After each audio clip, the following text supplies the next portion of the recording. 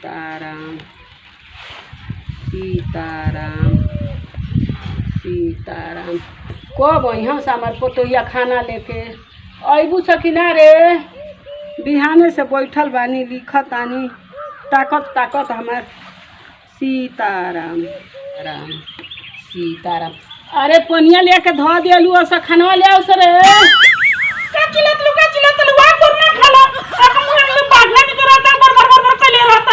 अरे तोहन लोग ये न सूझता लोग। सीताराम सीताराम। अरे का रे ले आवस न बुढ़ारी में तो जौन पैसा रहे कुल्ली हलू सो अब पैसा खत्म हो गई तो हमरा के पूछते नहीं खिसा हम का करी। जौन रहे पैसा कुल ले ली हली से हमार पतो आ बेटा अब नाती बाना से लेवे के बिहाने से है जैसे लिखत आनी ये हमके पूजो पाठ करे के कुछ ना छोड़ है पानी लिया के बिहाने धरवी सो अब खाना के पूछते नहीं कि हम का करी।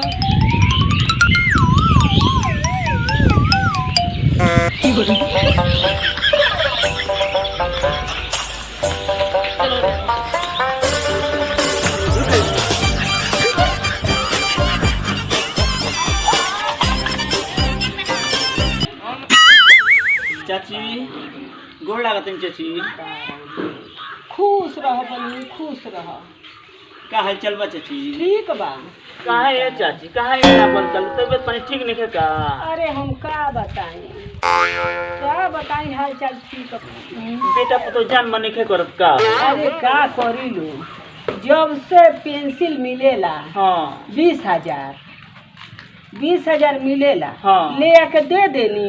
अच्छा ले लेना सो आ 2-4 दिन सेवा करियो सो ना। ओ करी बा छोड़ देना सो लाख मार देना सो। बतावा नहीं बता अब हम बूढ़ा पर में का करी। ये चाची ये कुल देखी के ना जब से हम मानव शिक्षा सेवा संस्था में जुड़ल बानी न बुझी कि हमार बेटा भतार सब जानी के सब कुछ मिलता है। ऐसा संस्था से जुड़ल बानी हम चाहता नहीं हाँ। कि रोमो संस्था से जुड़ तो जाए। कहीं तो भाई कुल बंद कर दी हाँ। पूजा पाठ। देखी पूजा पाठ करबो करी अच्छा। बाकी संस्था से जुड़ जाए ना हाँ। तो कोनो चीज के कमी ना हो।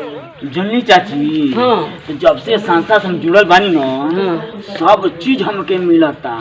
आ यहाँ तक ना वहाँ का हर महीनवा के पहली तारीख ना हाँ। 21 लड़की के फ्री में शादी करावता नहीं। तो हमरा के काहे न बताई? जेमे देखी कूलर बा फ्रिज बा बेड बा बक्सा बा कुर्सी बा सब चीज देता है वहाँ के। हाँ। आदमी आई में मान ली कि केहू वो तरह के पढ़ा लिखा नहीं पात ना हाँ। वहाँ का फ्री में स्कूल बनवले बानी। हाँ।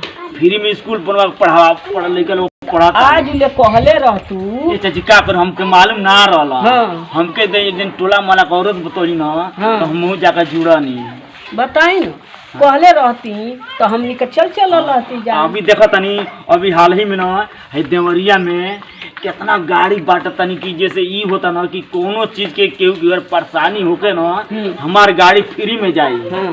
तेल भाड़ा खाली लागी केहू मजदूरी ना। हाँ। फ्री सेवा केहू आपातकालीन सेवा एकदम निःशुल्क सुविधा सेवा एकदम होके चाहिए। हर महीना में 25 तारीख के डेट पड़ेला चाहे 28 तारीख के डेट पड़ेला एक दिन जाए के बाद जाए। हाँ। संस्था के गाड़ी आई फ्री में आई आ लेके जाई हाँ। आ लेके आई तो ठीक बा। हमार तो जन्नी के हमार भविष्य हमनी के पूरा उज्जवल हो गए बे चाची। हाँ। तो रहूँ सब जोड़ दी और बूढ़ा बूढ़ी के बुढ़ापा का सहारा हो जाए धीरे धीरे बेटो पतो जब समझ जाई हाँ। तो सब केहू में जाए। जाए। हाँ।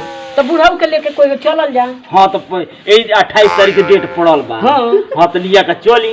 तो बताए बबनी हाँ चाची तो कहाँ रहू घरवा हो? ये चाची हम हाँ।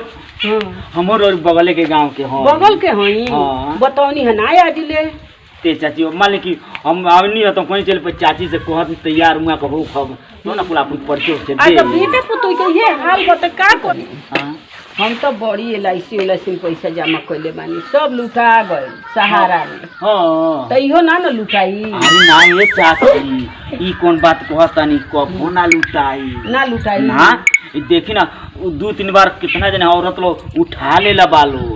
हाँ ये दादा ऐसा कबो मात कर जोन बाटी इतना नेक इंसान हुआ कहीं में तो झूठ साच चलबे ना करेला। हाँ। हाँ जे झूठ साच बोलल उना के लात मार के निकाले नहीं वहाँ तो जमा कर जा। हाँ, हम बता जो है जमा होते है। अब जानता नहीं एक सियाले साड़ी भइल चाहे कोनो चीज फ्रिज भइल सब मिलता। सब मिलते। अब देखी पर वहाँ 7 साल जमा करते नहीं न तो 7 साल में यदि 1000 रुपया जमा करते महीना के आ यदि कोनो 20,000 25,000 50,000 80,000 के लाख रुपया के सामान लेबे हो ना तो रुआ ले ले।